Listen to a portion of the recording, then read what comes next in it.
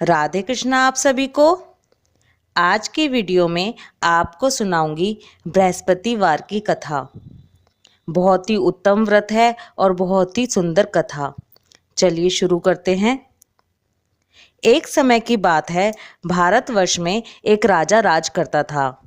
वह बड़ा ही प्रतापी और दानी था। वह प्रतिदिन मंदिर में दर्शन करने जाता और ब्राह्मण और गुरु की सेवा किया करता था। उसके द्वार से कोई भी निराश होकर नहीं लौटता था तथा वह प्रत्येक गुरुवार को व्रत रखता एवं पूजन करता था। हर दिन गरीबों की सहायता करता था, परंतु यह सब बातें उसकी रानी को अच्छी नहीं लगती थी। वह ना तो व्रत करती और ना ही किसी को एक पैसा दान में देती थी और राजा को भी ऐसा करने से मना करती थी। एक समय की बात है, जब राजा शिकार खेलने वन को गए थे और घर पर रानी और दासी थी। उस समय गुरु बृहस्पति एक साधु का रूप धारण कर राजा के दरवाजे पर भिक्षा मांगने आए। रानी से भिक्षा मांगी तो वो कहने लगी कि हे साधु महाराज, मैं इस दान और पुण्य से तंग आ गई हूँ। मेरे से घर का ही कार्य समाप्त नहीं होता। इस कार्य के लिए तो पतिदेव ही बहुत हैं। अब आप इस प्रकार की कृपा करें कि यह सब धन नष्ट हो जाए तथा मैं आराम से रह सकूं। साधु बोले, हे देवी, तुम तो बड़ी विचित्र हो। संतान और धन से कोई दुखी नहीं होता, इसको सभी चाहते हैं। पापी भी पुत्र और धन की इच्छा करता है। अगर तुम्हारे पास धन अधिक है तो भूखे मनुष्य को भोजन कराओ, प्याऊ लगवाओ, ब्राह्मणों को दान दो, धर्मशाला बनवाओ, कुआं, तालाब, बावड़ी, बाग बगीचों आदि का निर्माण कराओ तथा निर्धन मनुष्यों की कुंवारी कन्याओं का विवाह कराओ और अनेकों यज्ञादि धर्म करो। इस प्रकार के कर्मों से आपके कुल का और आपका नाम परलोक में सार्थक होगा और आपको स्वर्ग की प्राप्ति होगी। परंतु वह रानी इन सब बातों से खुश नहीं हुई। वह बोली, हे साधु महाराज, मुझे ऐसे धन की आवश्यकता नहीं जिसको और मनुष्यों को दान दूं तथा जिसको रखने संभालने में ही मेरा सारा समय नष्ट हो जाए। साधु महाराज ने कहा, हे देवी, तुम्हारी ऐसी इच्छा है तो ऐसा ही होगा। मैं तुम्हें जैसा बताता हूँ तुम वैसा ही करना। बृहस्पतिवार के दिन घर को गोबर से लीपना, अपने केशों को धोना, केशों को धोते समय स्नान करना, राजा से कहना कि वह हजामत बनवाए, भागजन में मांस मदिरा खाना, कपड़ा धोबी के यहाँ धुलने को डालना। इस प्रकार 7 बृहस्पतिवार करने से तुम्हारा सब धन नष्ट हो जाएगा। यह कहकर वह साधु महाराज वहां से अंतर्ध्यान हो गए। रानी ने साधु के कहने के अनुसार वैसा ही किया। 3 बृहस्पतिवार ही बीते थे कि उसकी समस्त धन संपत्ति नष्ट हो गई और भोजन के लिए दोनों समय परिवार तरसने लगा तथा सांसारिक भोगों से दुखी रहने लगा। तब वह राजा रानी से कहने लगा, हे रानी, तुम यहाँ पर रहो, मैं दूसरे देश को जाऊं, क्योंकि यहाँ पर मुझे सभी मनुष्य जानते हैं, इसलिए कोई कार्य भी नहीं कर सकता। देश चोरी परदेश भिक्षा के बराबर है। ऐसा कहकर राजा परदेश चला गया। वहां जंगल में जाता और लकड़ी काट कर लाता और शहर में बेचता। इस तरह जीवन व्यतीत करने लगा। इधर राजा के बिना रानी और दासी दुखी रहने लगी। किसी दिन भोजन मिलता और किसी दिन जल पीकर ही रह जाती। एक समय रानी और दासी को 7 दिन बिना भोजन के व्यतीत हो गए। तो रानी ने अपनी दासी से कहा, हे दासी, यहाँ पास ही के नगर में मेरी बहन रहती है। वह बड़ी धनवान है। तू उसके पास जा और वहां से 5 सेर बेजर मांग कर ले आ, जिससे कुछ समय के लिए यह गुजर हो जाएगी।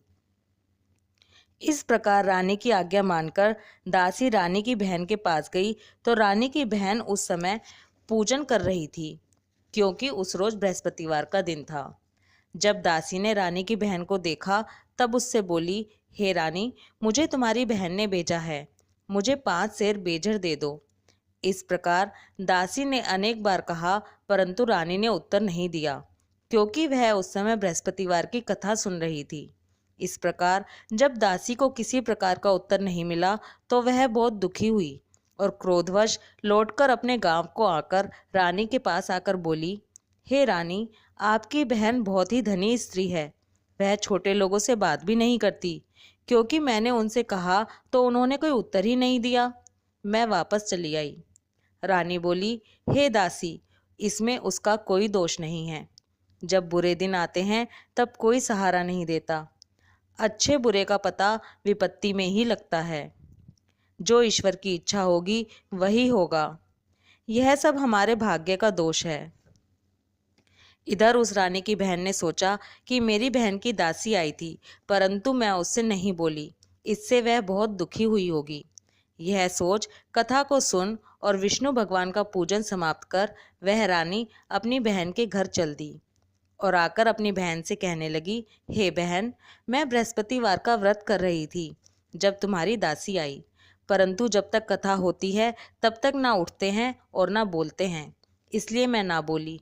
कहो दासी क्यों आई थी? रानी बोली, हे बहन, हमारे घर अनाज नहीं था। वैसे तो तुमसे कोई बात छिपी नहीं है, इस कारण मैंने दासी को तुम्हारे पास 5 सेर बेचर के लिए भेजा था। रानी की बहन बोली, बृहस्पति भगवान सभी की मनोकामना पूरी करते हैं। देखो, शायद तुम्हारे घर में अनाज रखा हो। इस प्रकार का वचन जब रानी ने सुना तो घर के अंदर गई। वहां उसे एक घड़ा बेजर से भरा मिल गया। तब वह रानी और बांदी बहुत ही खुश हुई। दासी कहने लगी, हे रानी, देखो, वैसे ही हमको भोजन नहीं मिलता तो हम रोज ही व्रत करते हैं। अगर इनसे व्रत की विधि और कथा पूछ लो तो उससे हम भी किया करेंगे। तब उस रानी ने अपनी बहन से पूछा, हे बहन, बृहस्पतिवार के व्रत का क्या नियम है? तब रानी की बहन ने बताया, बृहस्पतिवार के व्रत में चने की दाल और मुनक्का से भगवान विष्णु का केले की जड़ में पूजन करें तथा दीपक जलाएं, पीला भोजन करें तथा कथा सुनें। इस प्रकार करने से गुरु भगवान प्रसन्न होते हैं, अन्न, पुत्र, धन देते हैं, मनोकामना पूरी करते हैं। इस प्रकार रानी और दासी दोनों ने निश्चय किया कि बृहस्पति भगवान का पूजन जरूर करेंगे। 7 रोज बाद बृहस्पतिवार आया तो उन्होंने व्रत रखा। दासी घुड़साल में जाकर चना और गुड़ बीन लाई तथा उसकी दाल से केले की जड़ का तथा विष्णु भगवान का पूजन किया। अब भोजन पीला कहाँ से आए? दोनों बड़ी दुखी हुईं, परंतु उन्होंने व्रत किया था, इस कारण गुरु भगवान प्रसन्न थे। 2 थालों में सुंदर पीला भोजन लेकर आए और दासी को देकर बोले, हे दासी, यह तुम्हारे और रानी के लिए भोजन है, तुम दोनों भोजन कर लेना। दासी भोजन पाकर बड़ी प्रसन्न हुई और रानी से बोली, चलो रानी, भोजन कर लो। रानी को इस विषय में कुछ पता नहीं था, इसलिए वह दासी से बोली, तू ही भोजन कर, क्योंकि तू हमारी व्यर्थ में हंसी उड़ाती है। दासी बोली कि एक महात्मा भोजन दे गया है। रानी कहने लगी, वह भोजन तेरे लिए दे गया है, तू ही भोजन कर। दासी ने कहा, वह महात्मा हम दोनों को 2 थाल में भोजन दे गया है, इसलिए हम और तुम दोनों ही साथ साथ भोजन करेंगे। इस प्रकार रानी और दासी ने गुरु भगवान को नमस्कार कर भोजन प्रारंभ किया तथा अब वह प्रत्येक बृहस्पतिवार को गुरु भगवान का व्रत और विष्णु भगवान का पूजन करने लगी। बृहस्पति भगवान की कृपा से रानी और दासी के पास धन हो गया। रानी फिर इसी प्रकार आलस्य करने लगी। तब दासी बोली, देखो रानी, तुम पहले इस प्रकार आलस्य करती थी और तुम्हें धन रखने में कष्ट होता था, इस कारण सभी धन नष्ट हो गया। अब गुरु भगवान की कृपा से धन मिला है, हमें दान पुण्य करना चाहिए। दान में भूखे मनुष्य को भोजन कराओ, प्याऊ लगवाओ, ब्राह्मणों को दान दो, कुआं, तालाब, बावड़ी आदि का निर्माण करो, मंदिर और पाठशाला बनवाकर दान दो, कुंवारी कन्याओं का विवाह करवाओ।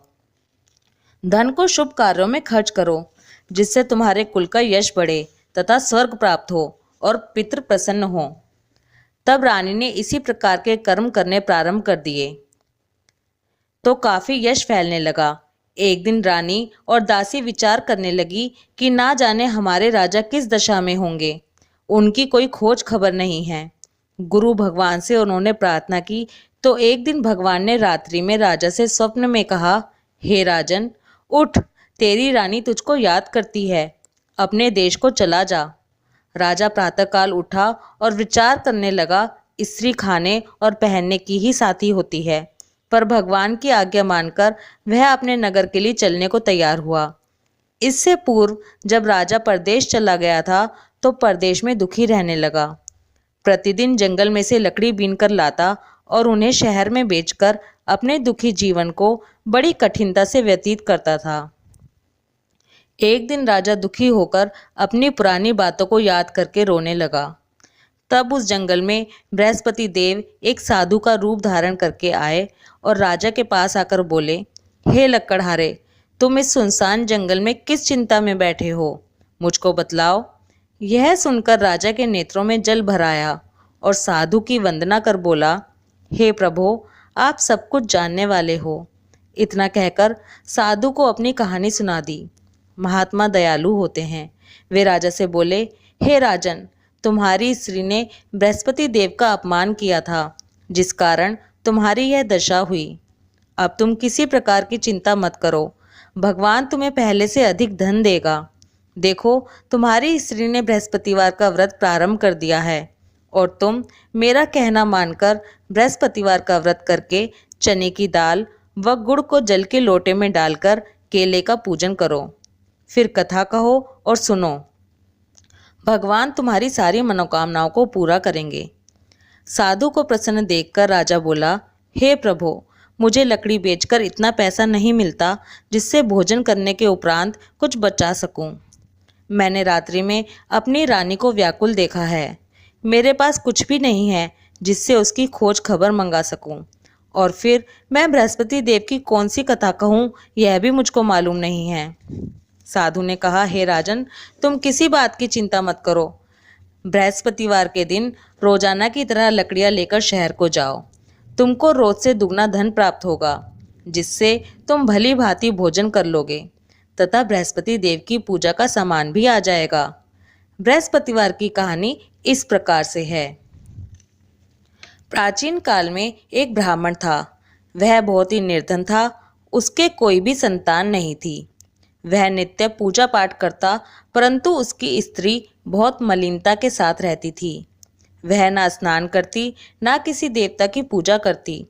प्रातःकाल उठते ही भोजन करती, बाद में कोई अन्य कार्य करती। इससे ब्राह्मण देवता बड़े दुखी थे।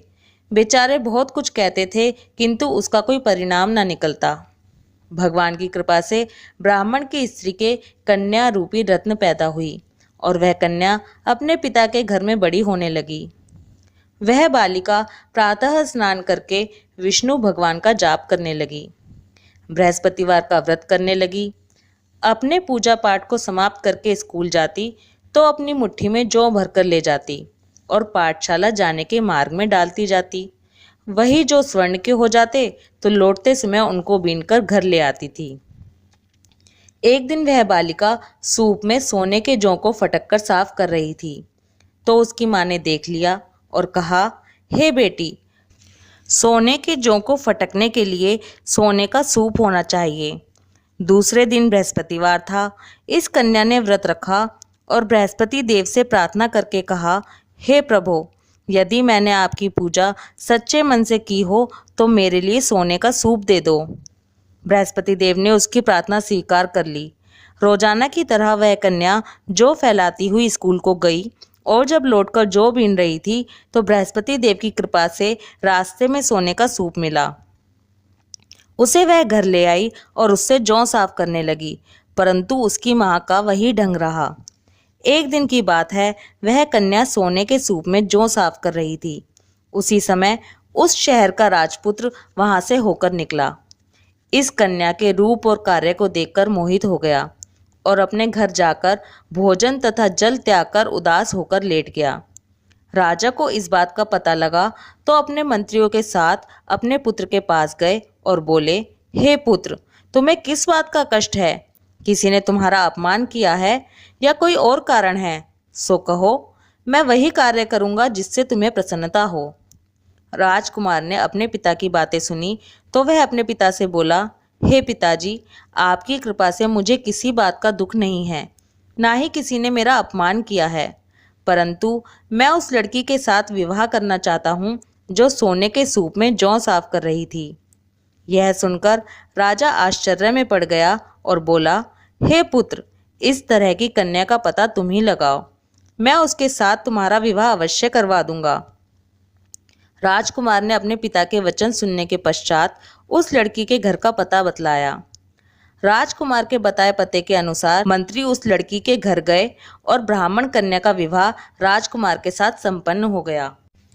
कन्या के घर से जाते ही पहले की भांति उस ब्राह्मण देवता के घर में गरीबी का निवास हो गया। अब भोजन के लिए भी अन्न बड़ी मुश्किल से मिलता था। एक दिन दुखी होकर ब्राह्मण देवता अपनी पुत्री के पास गए।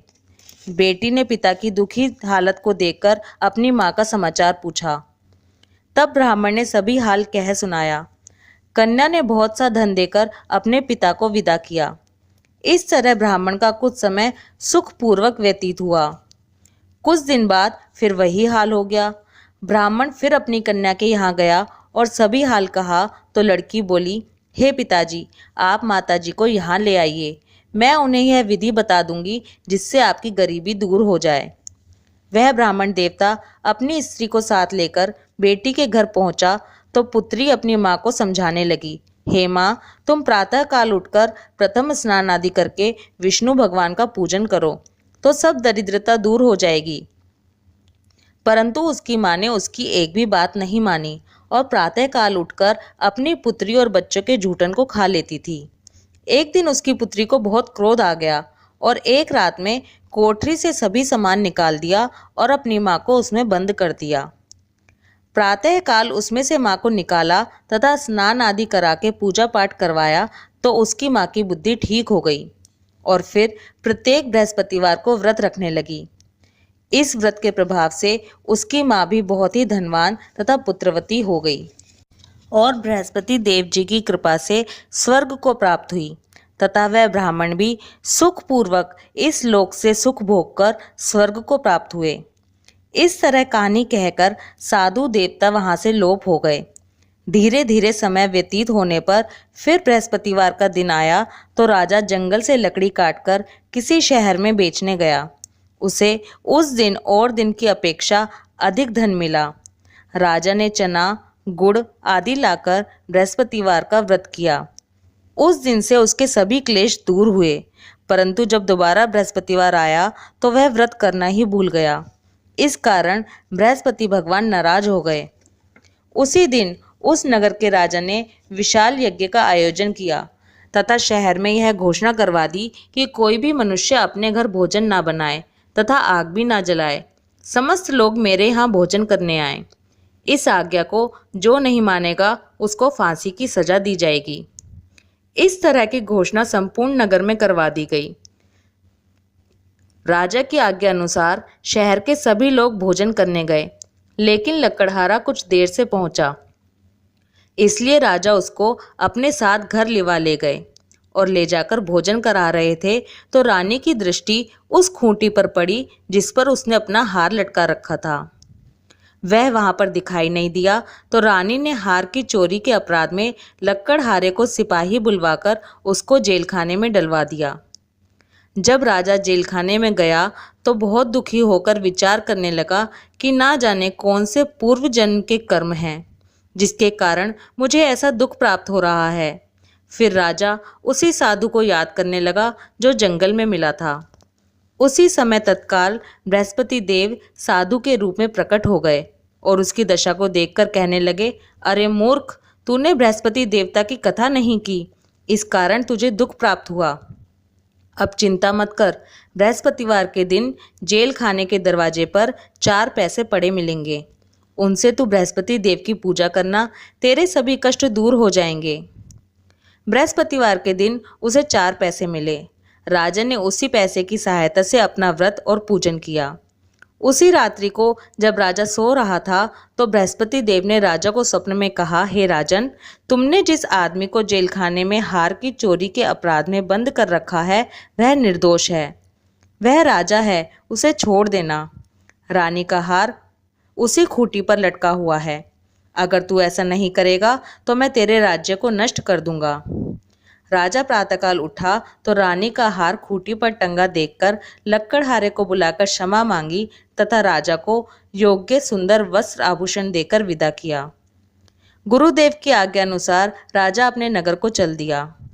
राजा जब नगर के निकट पहुंचा तो उसे बड़ा ही आश्चर्य हुआ। नगर में पहले से अधिक बाग, तालाब, कुएं, मंदिर तथा बहुत सी धर्मशाला आदि बने हुए थे। राजा ने पूछा, यह किसका बाग और धर्मशाला है? तब नगर के सब लोग कहने लगे कि यह सब रानी और दासी के हैं। तो राजा को आश्चर्य हुआ और गुस्सा भी आया। जब रानी ने यह खबर सुनी कि राजा आ रहे हैं तो उसने दासी से कहा, हे दासी, देख राजा हमको कितनी बुरी हालत में छोड़ गए थे। वह हमारी ऐसी हालत देखकर लौट ना जाएं, इसलिए तू दरवाजे पर खड़ी हो जा। रानी की आज्ञा अनुसार दासी दरवाजे पर खड़ी हो गई। तब राजा आए तो उन्हें अपने साथ लिवा लाई। तब राजा ने क्रोध करके अपनी तलवार निकाली और पूछने लगा, यह बताओ कि यह धन तुम्हें कैसे प्राप्त हुआ है? तब रानी ने कहा कि यह धन हमें बृहस्पति देव की कृपा से प्राप्त हुआ है। राजा ने निश्चय किया कि 7 रोज बाद में सभी बृहस्पति देव का पूजन करते हैं, परंतु मैं रोजाना दिन में 3 बार कहानी कहा करूंगा और रोज व्रत किया करूंगा। अब हर समय राजा के दुपट्टे में चने की दाल बंधी रहती तथा दिन में 3 बार कहानी कहता। एक रोज राजा ने विचार किया कि चलो अपनी बहन के यहाँ हो आएं। इस तरह निश्चय कर राजा घोड़े पर सवार हो अपनी बहन के यहाँ चलने लगा। मार्ग में उसने देखा कि कुछ आदमी एक मुर्दे को लिए जा रहे हैं। उन्हें रोककर राजा कहने लगा, अरे भाइयों, मेरे बृहस्पतिवार की कथा सुन लो। वे बोले, लो हमारा तो आदमी मर गया है और इसको अपनी कथा की पड़ी है। परंतु कुछ आदमी बोले, अच्छा कहो, हम तुम्हारी कथा भी सुनेंगे। राजा ने दाल निकाली और जब कथा आदि हुई कि मुर्दा हिलने लगा और जब कथा समाप्त हुई तो राम राम करके वह मनुष्य उठ खड़ा हुआ। आगे मार्ग में उसे एक किसान खेत में हल चलाता हुआ मिला। राजा ने उसे देखा और उससे बोला, अरे भैया, तुम मेरी बृहस्पतिवार की कथा सुन लो। किसान बोला, जब तक मैं तुम्हारी कथा सुनूंगा तब तक 4 हरैया जोत लूंगा। जा अपनी कथा किसी और को सुनाना। इस तरह राजा आगे चलने लगा। राजा के हटते ही बैल पछाड़ खाकर गिर गए तथा किसान के पेट में बहुत जोर से दर्द होने लगा। उस समय उसकी माँ रोटी लेकर आई। उसने जब यह देखा तो अपने पुत्र से सब हाल पूछा और बेटे ने सभी हाल कह दिया। तो बुढ़िया दौड़ी दौड़ी राजा के पास गई और उससे बोली, मैं तेरी कथा सुनूंगी, तू अपनी कथा मेरे खेत पर चलकर ही कहना। राजा ने बुढ़िया के खेत पर जाकर कथा कही, जिसके सुनते ही वह बैल खड़े हो गए तथा किसान के पेट का दर्द भी बंद हो गया। राजा अपनी बहन के घर पहुंचा। बहन ने भाई की खूब मेहमानी की। दूसरे रोज प्रातःकाल राजा जगा तो वह देखने लगा कि सब लोग भोजन कर रहे हैं। राजा ने अपनी बहन से कहा कि ऐसा कोई मनुष्य है जिसने भोजन नहीं किया हो तो मेरी बृहस्पतिवार की कथा सुन ले। बहन बोली, हे भैया, यह देश ऐसा ही है। पहले यहाँ लोग भोजन करते हैं, बाद में अन्य काम करते हैं। अगर कोई पड़ोस में हो तो देखाऊं। वे ऐसा कहकर चली गई, परंतु उसे कोई भी ऐसा व्यक्ति नहीं मिला जिसने भोजन ना किया हो। अतः वह एक कुम्हार के घर गई जिसका लड़का बीमार था। उसे मालूम हुआ कि उनके यहाँ 3 रोज से किसी ने भोजन नहीं किया है। रानी ने अपने भाई की कथा सुनने के लिए कुम्हार से कहा। वो तैयार हो गया। राजा ने जाकर बृहस्पतिवार की कथा कही, जिसको सुनकर उसका लड़का ठीक हो गया। अब तो राजा की प्रशंसा होने लगी। एक दिन राजा ने अपनी बहन से कहा, हे बहन, हम अपने घर को जाएंगे, तुम भी तैयार हो जाओ। राजा की बहन ने अपनी सास से कही तो सास बोली, हाँ चली जा, परंतु अपने लड़कों को मत ले जाना, क्योंकि तेरे भाई की कोई औलाद नहीं है। बहन ने अपने भाई से कहा, हे भैया, मैं तो चलूंगी मगर कोई बालक नहीं जाएगा। राजा बोला, कोई बालक नहीं चलेगा तब तुम ही क्या करोगी? बड़े दुखी मन से राजा अपने नगर को लौट आया। राजा ने अपनी रानी से कहा, हम निर्वंशी राजा हैं, हमारा मुंह देखने का धर्म नहीं है और कुछ भोजन आदि नहीं किया। रानी बोली, हे नाथ, जब बृहस्पति देव ने हमें सब कुछ दिया है तो औलाद भी अवश्य देंगे। उसी रात बृहस्पति देव ने राजा को स्वप्न में कहा, हे राजन, उठ, सभी सोच को त्याग दे, तेरी रानी गर्भ से है। राजा को यह बात सुनकर बड़ी खुशी हुई। 9वें महीने में रानी के गर्भ से एक सुंदर पुत्र प्राप्त हुआ।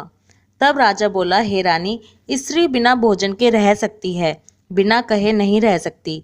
जब मेरी बहन आए तुम उससे कुछ कहना मत। रानी ने सुनकर हाँ कर दिया।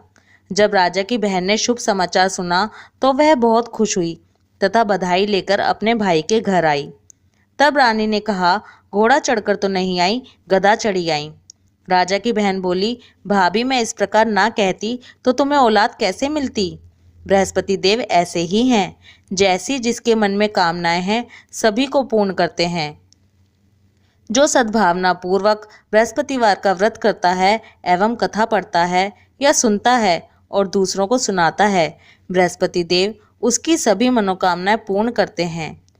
जैसी सच्ची भावना से रानी और राजन ने बृहस्पति देव की कथा का गुणगान किया तो उनकी सभी इच्छाएं बृहस्पति देव जी ने पूरी की। इसलिए सबको कथा सुनने के बाद प्रसाद लेकर जाना चाहिए।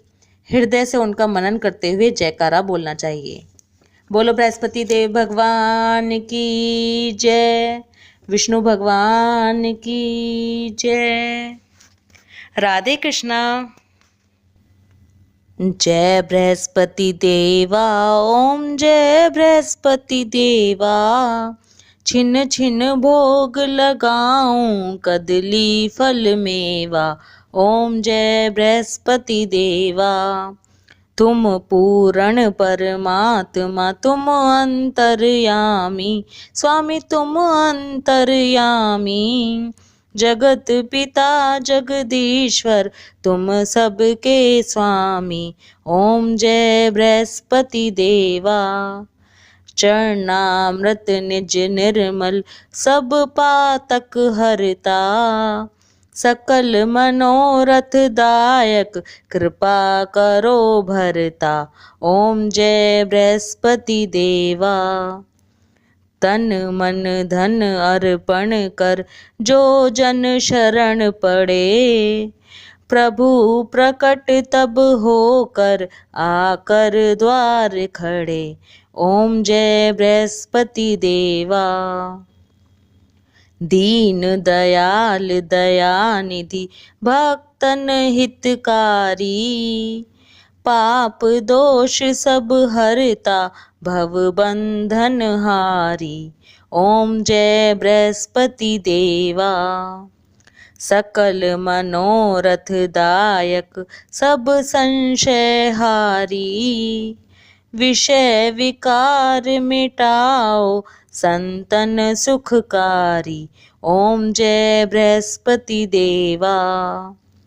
जो कोई आरती तेरी प्रेम सहित गावे, ज्येष्ठानंद नंद सो निश्चय फल पावे, ओम जय बृहस्पति देवा।